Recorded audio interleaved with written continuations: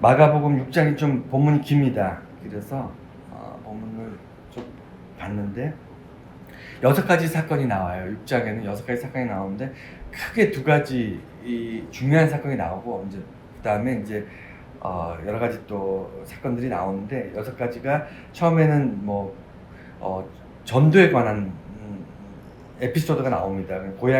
고향에서 말씀을 가르치는 예수님.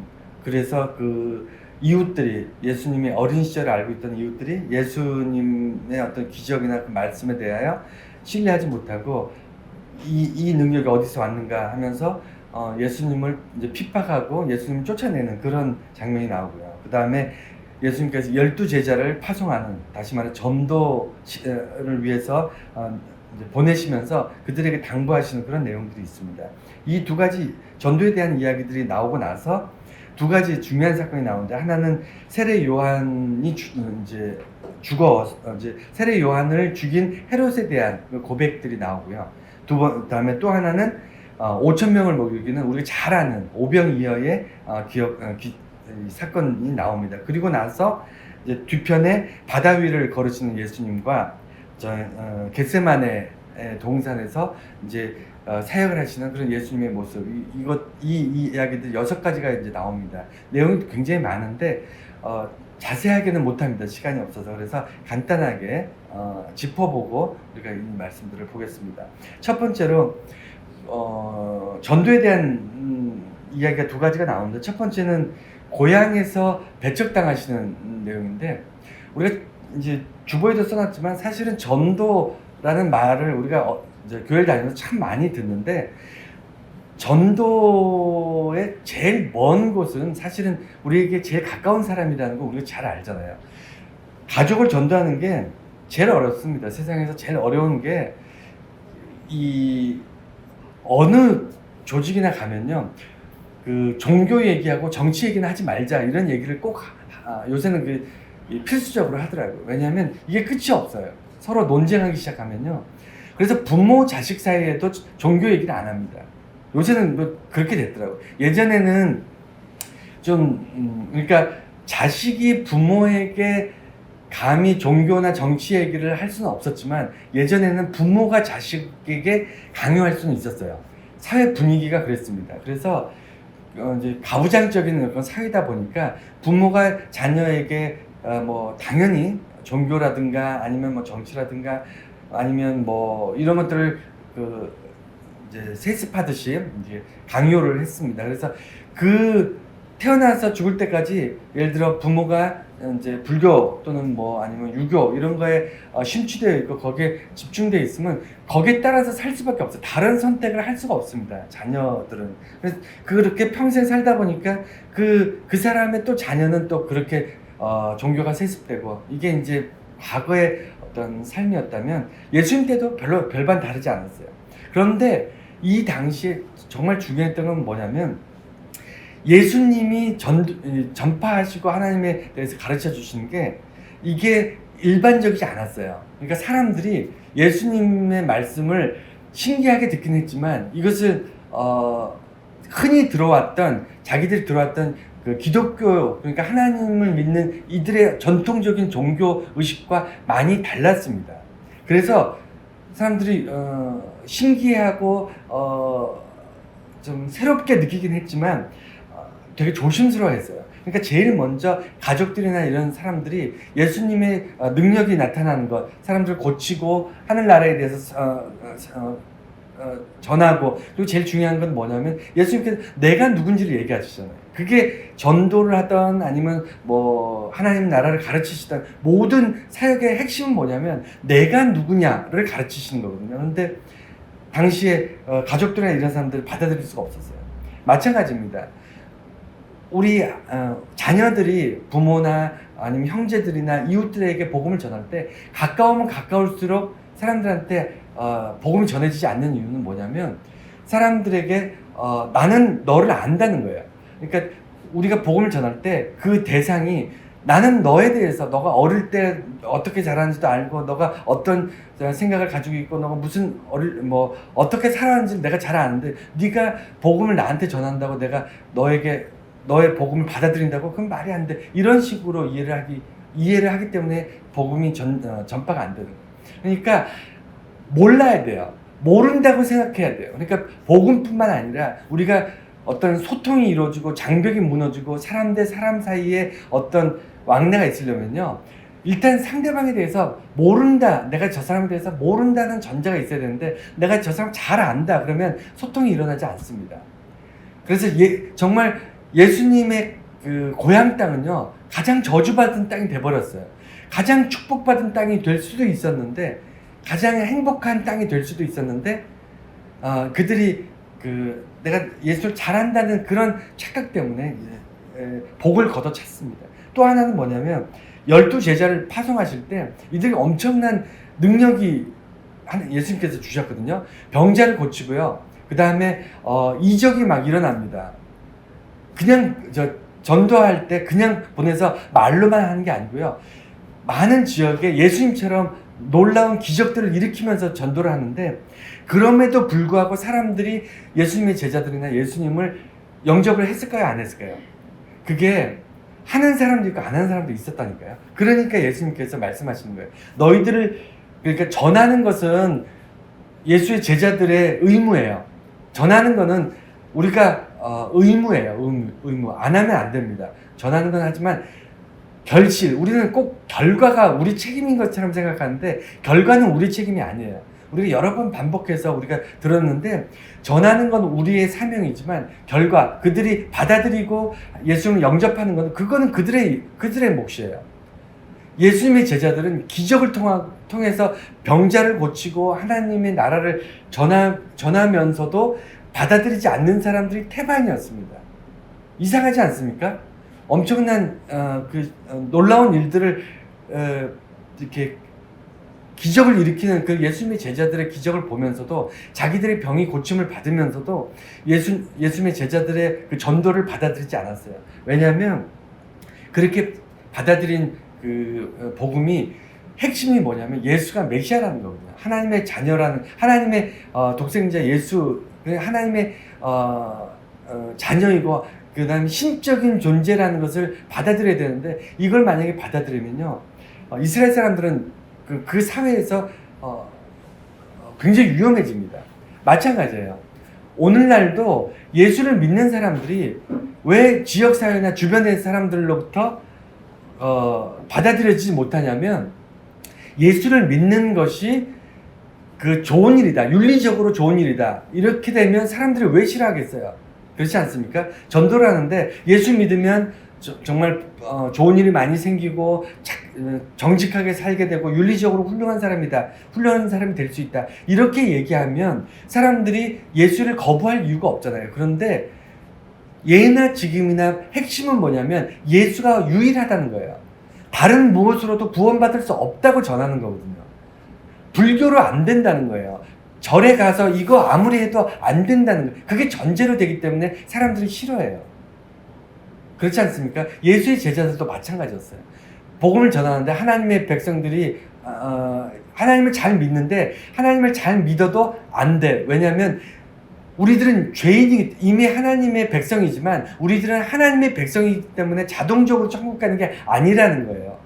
하나님의 백성으로 태어났지만 그들은 죄를 짓고 살고, 그 다음에 죄에 노출돼서 죄 가운데 있지만 자기가 죄인인 것을 깨닫지도 못하고, 그렇기 때문에 예수를 통해서 구원받을 수 있다, 이것을 전하는 건데 그것을 받아들이기가 쉽지 않죠. 그래서 오늘날도 예전이나 지금이나 똑같이 전도는 굉장히 어려운 부분입니다. 왜냐하면 이게 쉽게 받아들일 수 없는 거예요. 그래서 전도가 쉽다, 전도를 쉽게 했다, 이거 정말 그건 굉장히 위험한 겁니다. 왜냐하면 전도를 쉽게 몇 마디 해가지고 전도했다, 이거는요, 듣기 좋은 말 한 거예요. 그 사람이 받아들이기 쉽게 윤리적으로라든가 아니면 정치적으로라든가 이런 식으로 얘기를 해서 가만이슬로 그 사람을 이렇게 선동하거나 포용한 것이, 사실은 전도라는 것은요, 그 전도를 받아들인 사람이 이거를 굉장히 많은 것들을 포기해야 돼요.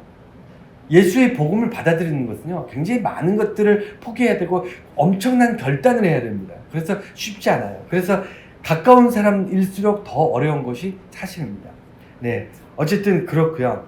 그 다음에 두 가지 중요한 본문을 우리가 보고 그 다음에 이제 또 뒷부분을 넘어갈 건데, 첫 번째 굉장히 중요한 것이 뭐냐면 세례 요한의 죽음에 대해서 우리가 좀 이해를 해야 됩니다. 길게 이제 나왔는데 여기 이제 등장하는 게 이제 세례 요한이 등장하는 게 아니고, 세례 요한 지금 시점에서 죽었어요. 이미.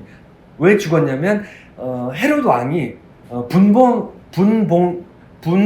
왕이라고 하는데, 그게 뭐냐면 왕은 왕인데 원래 왕은 그 나라의 한 나라의 그 왕이잖아요. 한 나라를 다스리는 왕이고, 그 왕은 그 왕이 되려면 왕의 그 아들로 태어나서 왕위를 넘겨받아야만 진정한 왕이에요. 그러니까 정통성이 있는 왕이 되려면 그래야 되는데, 분봉왕이라는 것은 뭐냐면 로마가 이렇게 전 세계를 이렇게 점령해 나가잖아요. 점령해 나갈 때 당시에는 왕이 다스린 나라였기 때문에 로마가 자기가 정복한 땅에 대해서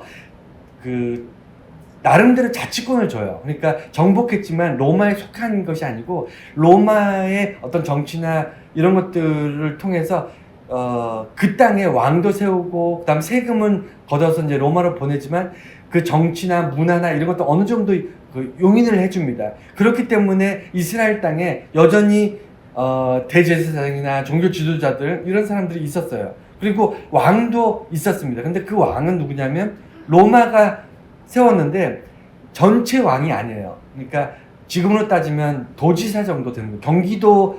경기도지사, 뭐 강원도지사 이런 지역을 할당해서 그 지역의 왕으로 이렇게 임명을 한 겁니다. 로마가. 그래서 따지고 보면 매국노죠. 로마의 책봉을 받고 아무 자격 없는 사람이 왕이 됐으니까 이 사람이 로마에 얼마나 많은 것들을 바쳤겠습니까? 그러니까 백성들이 분봉왕에 대해서 전혀 왕이라고 인정하지 않아요. 그렇기 때문에 분봉왕은, 백성들은 자기를 왕으로 인정하지 않지, 로마에다가는 세금을 바치고 로마에다가는 이렇게 그걸 좀 해야지. 그러니까 어떻게 하냐면 군사들을 통해서 강압적으로 그 지역을 이제 다스립니다. 그게 분봉왕의 특징인데, 세례 요한을 죽인 이 헤롯도 분봉왕이었어. 근데 그가 헤로디아, 그러니까 부인이 있었는데, 이 부인이 그 동생 빌립 왕의 부인이었는데, 동생이 죽으니까 다시 동생의 부인과 결혼을 해요. 그래서 동생의 부인이 헤로디아고, 그 동생과 그 자기 부인 사이에서 낳은 딸이 있는데, 그 딸이 이름이 살로메라고 합니다. 성경에는 나오지 않았지만 역사서에 다 기록되어 있어요. 그만큼 놀라운 사건이에요. 이 사건이, 여러분, 우리가 잘은 모르지만, 우리가 성경을 통해서 이렇게 많은 지식을 얻지는 못했지만, 서양이나 이런 데 가보면 이 이야기도 꽤 많이 나옵니다. 서양에서 어떤 우화처럼, 어떤 그 성화 이렇게 그림 같은 거 보면, 이 살로메가 소녀가 쟁반 위에 그 세례 요한의 목을 이렇게 담고 이렇게 들고 있는 그런 그림들이나 이런 게 되게 많아요. 그리고 작품이나 소설이나 이런 거에서 모티브가 돼서 그런 류의 소설이나 이런 것도 작품들이 굉장히 많습니다. 서양 사회에서는 누구죠? 머리가 긴 삼손의 이야기나, 아니면 살로메, 세례 요한의 목을 자르게 했던 이 살로메의 이야기, 이런 이야기들이 꽤 많이 알려진, 일반인들도 많이 알고 있는 그런 내용이에요. 근데 왜 이렇게 유명한 이야기가 되냐면, 엽기적이잖아요. 다른 말로 얘기해서 뭐라 그러죠? 사이코패스라 그러나요? 요새 네, 사이코패스의 전형적인 케이스예요. 그러니까 어떻게 선물을 사람들 앞에서 춤을 추고 선물을 달라는, 사람 목을 잘라가지고 달라고, 이런 발상 자체가 너무 황당하고 너무 엽기적이지 않습니까? 그런데 이런 게 실제 일어났고요. 성경에만 기록된 게 아니고 다른 역사서에도 자세하게 기록되어 있어요. 그래서 이 성경에는 나오지 않는 이름 살로메라는 이름이 역사서에 나옵니다. 그만큼 이 사건이 너무 엽기적인 사건이에요. 그런데 왜 이 이야기가 중요하냐면 우리 주변에 예수 그리스도의 복음을 공격하는 사람들 중에 이유 없이 우리를 공격한 사람들이 있어요, 없어요? 우리를 공격한다고 떡이 나오거나 돈이 생기는 게 아닌데 그냥 이유 없이 예수 믿고 우리가 선대하고 좋게 대해주고 하는데도 불구하고 우리 주변에서 죽기 살기로 우리를 잡아 죽이려고 하는 사람도 있습니까, 없습니까? 이 사이코패스 같은 사람들이 반드시 우리 주변에 있다니까요. 그래서 이 이야기를 자세히 알아야 돼요. 여러분, 악한 곳에는 사이코패스가 안 껴요. 이상하죠? 선하고 착하고요.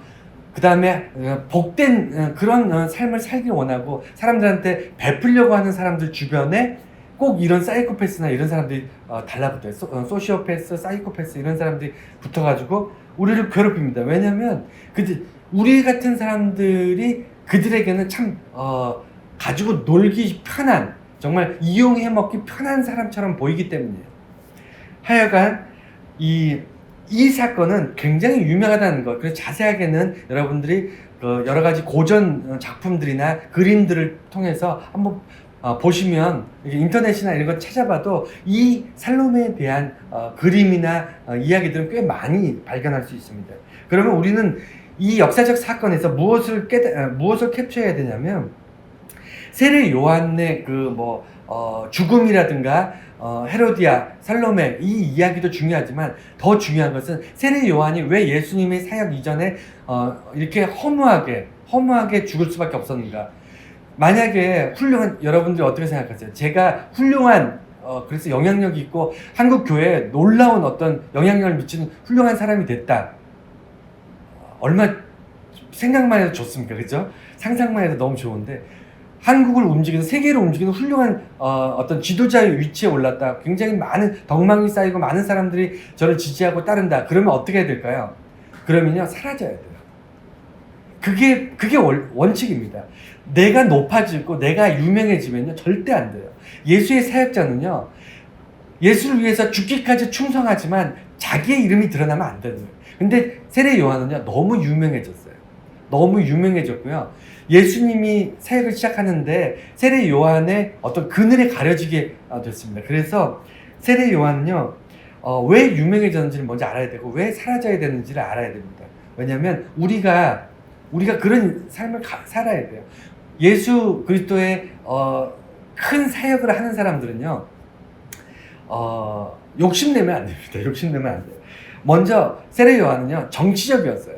그리고 윤리적이었고 그리고 경건한 삶을 살았습니다. 이게 나쁜 게 아니잖아요. 종교적인 사람이 정치적인 게 왜 나쁩니까? 그건 나쁜 게 아닌데 이렇게 해서 정치적이라는 말은 뭐냐면 사람들을 모은다는 얘기예요. 큰 교회를 만들고 정치적으로 사람들에게 어떤 것을 지시하고 많은 어떤 영향력을 미친 이런 사람이 되는 것. 세례 요한이 그랬어요. 당시에 종교 지도자들, 바리새인이나 이런 사람들 향해서 그 악마의 자식들아 막 이러면서 회개해라, 천국이 가까웠다 막 이러니까 사람들 세례 베풀고 그 다음에 독사의 자식들아 막 이러니까 많은 사람들이 따랐어요.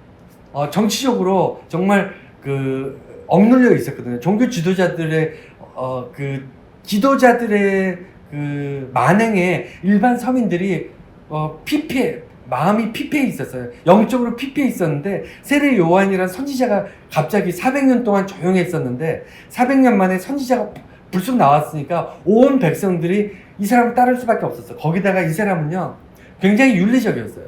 도덕적이었고 사람들한테 가르칠 때 예수님처럼 완전히 개혁적인 그런 뒤집어 엎어버리는 그런 사람이 아니라 세례 요한은요, 말씀을 잘 지키고 그 다음에 율법을 잘 지키고 이렇게 도덕적으로 살기를 강조했습니다. 그리고 본인조차도 경건한 생활을 했어요.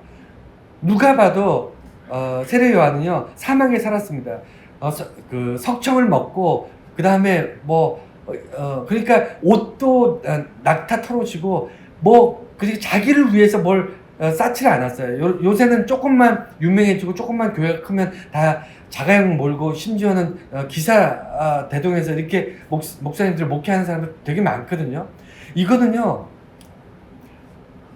이건 안 돼요. 어쨌든 세례 요한은요 굉장히 도덕적이었고요, 굉장히 윤리적이었고 경건했습니다. 그러니 많은 사람이 따를 수밖에 없었어요. 예수님의 제자들은요 죄인과 함께 먹고 마셨죠. 사람들이 이렇게 만지기도 싫어하는 그런 나병 걸리는 환자들, 이런 사람들이랑 같이 어울리고 그랬으니까 이 세례 요한의 제자들하고 예수님의 제자들은 극과 극이었어요. 세례 요한의 제자들은요 공부도 많이 하고 거룩하게 살려고 노력하고 그 다음에 사회를 개혁하려고 그러고 정치적으로 정말 뭔가를 바꿔보려고 했던 그런 정말 열정적인 사람들의 모임이었고요. 사람들이 눈에 볼 때 예수님의 제자들은요 먹고 마시기를 좋아하고 죄인들과 어울리고 무식하고 그 다음에 어부였고 그 다음에 세리였고 이런 사람들이었거든요. 그래서 급이 완전히 달랐죠. 그래서 예수님의 제자들보다 세례 요한의 제자들이 당시에는 더 영향력이 있었습니다.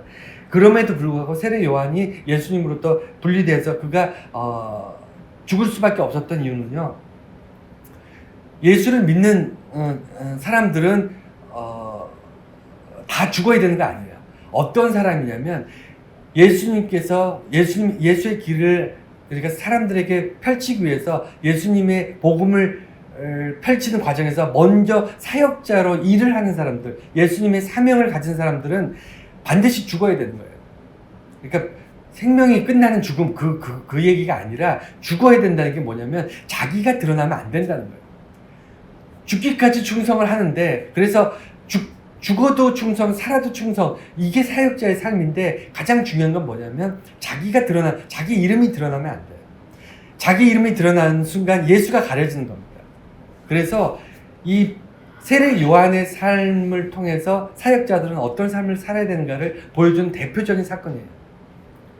자, 그러면 또 하나의 중요한 사건을 좀 볼게요. 오병이어, 제가 여러 번 설교했고 여러분들이 잘 알고 있기 때문에 좀 간단하게 얘기하겠습니다. 오병이어는 굉장히 중요한 사건이에요. 제가 말씀드렸듯이 두 가지, 가장 중요한 거는 이 복음서 4개에 다 기록될 만큼 중요한 사건이었는데, 왜 중요하냐면 떡 5개하고 물고기 2마리를 5,000명이 먹고도 12광주리 남겼어요. 그러면 이걸 조금씩 뜯어서 먹은 게 아니고 정말 물리적으로 엄청난 물량이 쏟아져 나온 겁니다. 마치 수만 명이 먹었으니까 그 트럭에서 빵이 쏟아져 나오듯이 엄청난 물량이 쏟아져 나온 거거든요. 그러니까 무에서 유가 창조됐기 때문에 이것은 없는 데에서 있는 것이 창조되는 것은 하나님밖에 할 수가 없어요. 그러니까 많은 이 기적을 행하는 사람들, 병을 고치는 사람들이라든가 아니면 하나님의 말씀을 전하거나 이런 사역들, 심지어는 물 위를 걷거나 이런 것들, 마술하는 사람들, 이런 사람들이 흉내를 낼 수 있을지 몰라도요, 없는 데에서 있는 걸 만드는 건 아무도 흉내를 못 내요. 무에서 유를 창조하는 건 오직 하나님만 하십니다. 그래서 이 오병이어의 사건의 핵심은 뭐냐면 많은 사람들이 배불리 먹었다, 이게 중요한 게 아니고요, 예수가 하나님이다를 설명하는 그런 본문이에요. 이게 굉장히 중요한 겁니다. 또 하나는 뭐냐면 예수님의 관심, 예수님은 어디에 관심을 가지고 있냐면 왜 12광주리가 남았냐, 이게 남아야 다 먹는다고 제가 말씀드렸잖아요. 그러니까 모든 사람 다, 어린아이까지도 다 먹을 수 있도록 충분히 넉넉하게, 그래서 누구도 욕심낼 필요 없이 더 가지려고 자기 걸 챙기지 않아도 다 먹고도 남을 수 있을 만큼 만드셨다는 것은, 예수님의 관심은요, 그 빈들에 그곳에 모여있는 많은 사람 중에서 가장 힘없고 약한 사람들까지 배불리 먹이려고 했던 그 예수님의 시선, 그것이 중요한 거예요. 이 두 가지가 오병이어의 핵심이라면, 오늘 마가복음에 마가의 또 관점이 있어요. 그러니까 4개의 복음서에 다 오병이어가 기록되어 있는데 조금씩 다르거든요. 아주 조금씩 달라요. 그 중에 마태복음은 이제 너희가 나눠주라. 그러니까 아무것도 없으니까 제자들이 와서 이들이 다 굶고 있으니까 어떻게든 각자 알아서 저들이 사 먹고 다시 모이게끔 예수님 그들을 흩어 보내주세요라고 제자들이 얘기할 때 예수님께서 네가 주라 그러는 거예요. 이게 굉장히 중요합니다. 뭐냐면 예수를 위해서 예수의 말씀을 듣고 하나님의 영접하고 하나님 예배하고 하나님의 말씀 듣기를 원해서 덮어놓고 대책 없이 모인 사람들이 있잖아요. 이 사람들 좀 먹을 것을 준비해서 왔다든가 아니면 뭔가 준비를 해가지고 온 게 아니라 덮어놓고 온 사람들 있잖아요. 이 사람들은 누가 책임져야 되냐면 하나님께서 책임지신다는 거예요. 하나님께서 책임지신데 그 일을 누가 하냐? 예수의 제자가 하는 거예요. 우리들이 하는 겁니다. 먼저 믿은 자들이 우리들이 사람들 예수의 복음을 듣기를 원해서 모이는 대책 없는 사람들에게 그들을 위해서 헌신하고 사역하고 희생하는 게 우리들의 몫이에요. 그래서 예수님께서 너가 주라 이렇게 말씀하셨는데 이게 어떻게 보면 마가복음의 어떤 관점이고요. 마태복음의 관점이라면 마가복음은요 목자 없는 양이란 말이 있는데 이게 다른 세계 복음서에 없어요. 그러니까 다른 복음서에 없는 단어들 이런 것들을 통해서 마가의 관점이 나옵니다. 우리가 마가복음을 통해서 이 사건을 보기 때문에 왜 목자 없는 양이라는 것이 나왔냐면 당시에 모여있는 그 이스라엘 백성들에게 목자가 있었을까요? 없었을까요? 있었어요. 너무 많았어요. 차고 넘쳤습니다. 왜 없어요? 바리새인도 있죠. 서기관도 있죠. 그 다음에 대제사장도 있죠. 수많은 사람들의 종교 지도자들이 세고 셌습니다. 엄청나게 많았어요. 그런데 예수님께서 뭐라 그러셨냐면 목자 없는 양 같다. 그러니까 예수의 말씀을 듣기 위해 여기는 병 고치려고 온 게 아니고 예수님의 말씀을 듣기 위해서 어른이 5,000명 대충 여인들과 아이들까지 합치면 수만 명의 사람들이 텅 빈 그 광야 같은 들판에 모여 있는 거예요. 하나님의 말씀을 들으려고. 여러분 이 심정을 우리들이 이해할 수 있잖아요.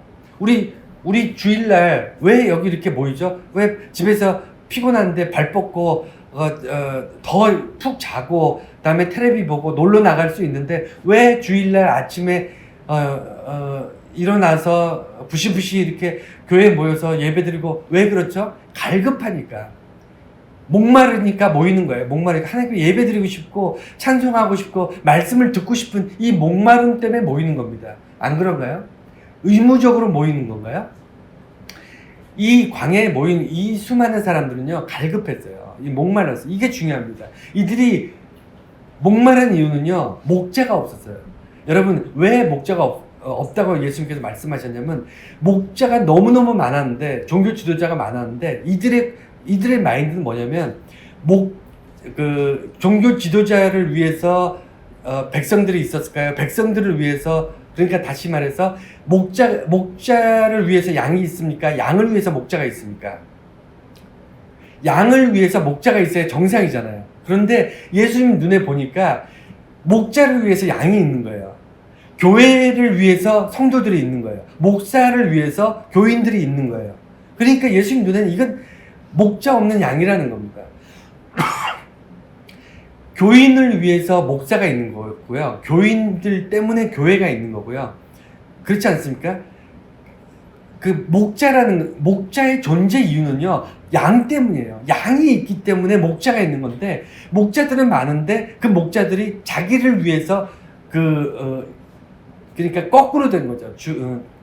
이런 모습들. 그래서 그랬기 때문에 양들이 갈급한 거예요. 양들이 목마른 겁니다. 양들이 배고픈 이유는요. 양들이 갈급해질 수밖에 없는 거는요. 목자가 없어서가 아니고 사실은 있음에도 불구하고 있으나 마나한 것. 오히려 있기 때문에 더 힘들어진 거예요. 그래서 갈급해지는 겁니다. 그래서 사람들이 광야 아무것도 먹을 것도 없고 물도 없는데 사람들이 예수의 말씀을 듣기 위해서 모이는 거예요. 그게 마가복음의 관점이었어요. 사람들이 왜 모였냐면 갈급하기 때문에. 목자 없는 양 같기 때문에 모였다는 거예요.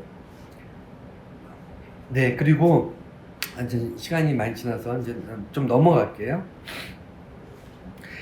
두 가지 중요한 사건, 세례 요한의 죽음과 오병이의 사건 이후에 오늘 두 가지 사건이 더 나오는데 하나는 뭐냐면 바다 위를 걸으신 사건. 이게 굉장히 중요합니다.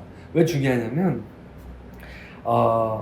예수님이 바다 위를 걸어가시는 것이 중요한 게 아니고요. 그건 당연한 일이고 예수님이 바다 위를 걸어가셨을 때 사람들이 놀랐다고, 귀신을 본 것처럼 놀랐다.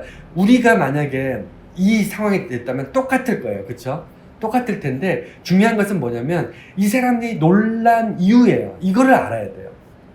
이것이 핵심입니다. 뭐냐면 이 사람들은 바로 전에 예수께서 뭐라 하냐면 오병이어의 기적을 받고 사람들이 병을 고치는 걸 봤는데도 불구하고 그걸 잊어버렸기 때문에 놀란다는 거예요. 예수님 말씀은 그거예요. 뭐냐면 예를 들어 볼게요. 수학의 천재가 있어요.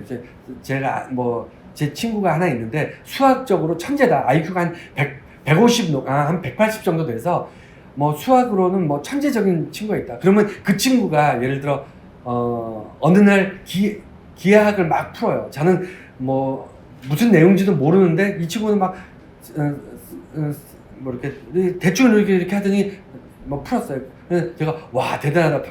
근데 그 다음날 함수 아니면 고차 방정식 이런 걸 막 재미삼아 막 풀어요. 제가 볼 때마다 놀라면 그건 저는 바보예요. 그렇지 않습니까?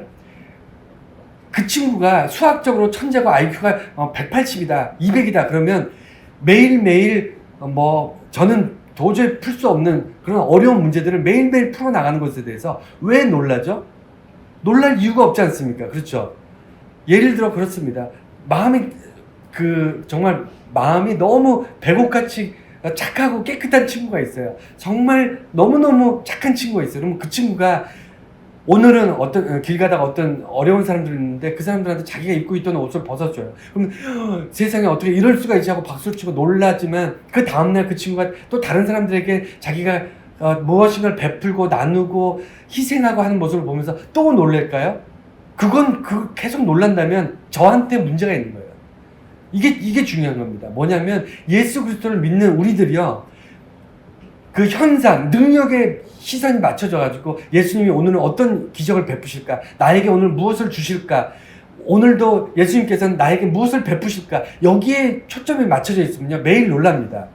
이 제자들이 배를 타고 가면서 예수가 걸어오시는 모습을 보고 놀란 거하고 똑같아요. 귀신을 본 것처럼 놀랄 수밖에 없어요.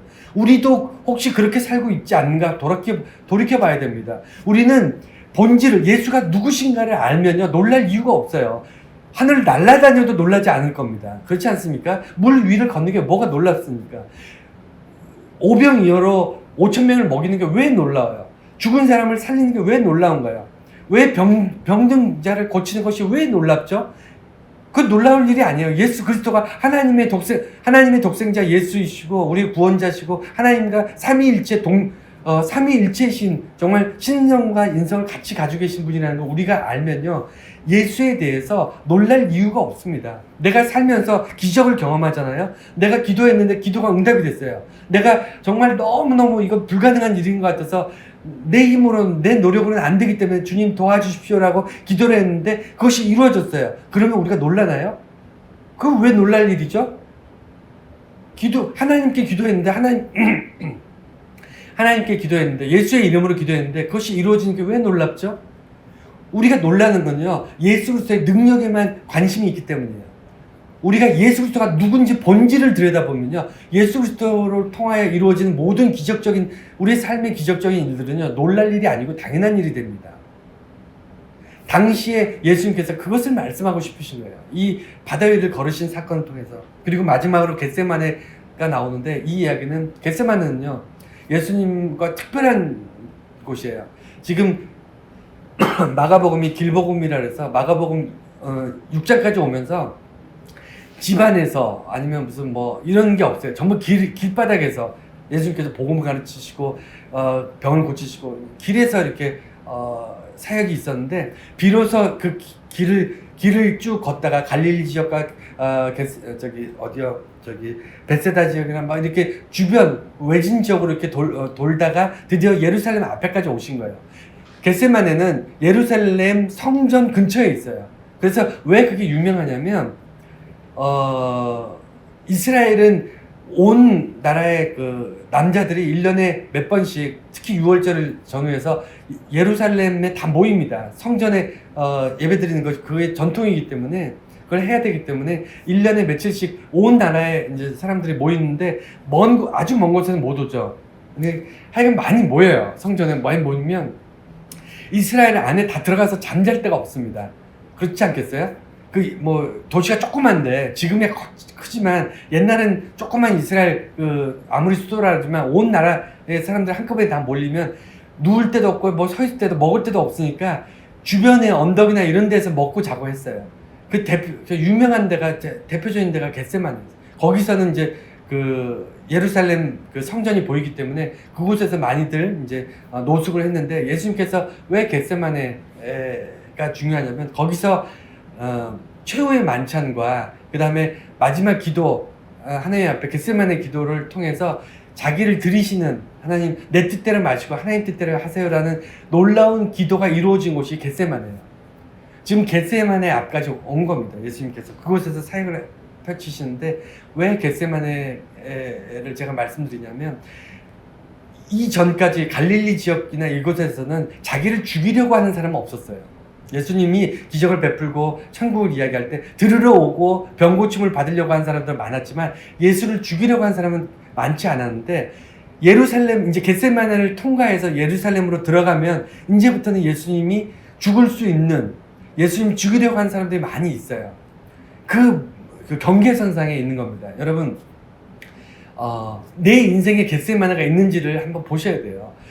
여러분들 삶에 항상 안전한 갈릴리나 많은 사람들이 날 지지하고 박수치고 많은 사람들이 나에게 나를 좋게 대해주고 하는 그런 곳에 안주해 있는 그런 평생을 그렇게 사시는 분들이 혹시 계시지 않는가? 여러분 반드시 겟세마네라는 경계선상을 넘어가실 때가 있어야 됩니다. 누군가가 나를 위협하고 나의 복음 때문에 내가 헌신해야 되고 희생해야 되고 위험에 처할 수 있는 그 상황 예루살렘을 넘어가는 겟세마네의 경계선상에 있어 봐야 돼요. 왜냐하면 그래야만 그 겟세마네를 넘어가야만 하나님의 사역이 이루어져요. 여러분 내게 좋은 나한테 유익하고 나한테 좋고 내가 사람들로부터 칭찬받고 박수받을 수 있는 그곳에서 안주하면요 하나님의 놀라운 우리가 기적을 보면서 살지 못합니다. 이해가 되시죠? 그래서 오늘 이제 여기까지가 이제 6장의 말씀이고요. 이제 7장부터 또 계속 이어가는데 많은 내용을 한꺼번에 주일날 이렇게 설교하기 때문에 깊이 있게 다루지는 못하지만 이 내용들을 하나하나 이렇게 보면서 여러분들이 정말 머릿속에 다 기억해 주세요.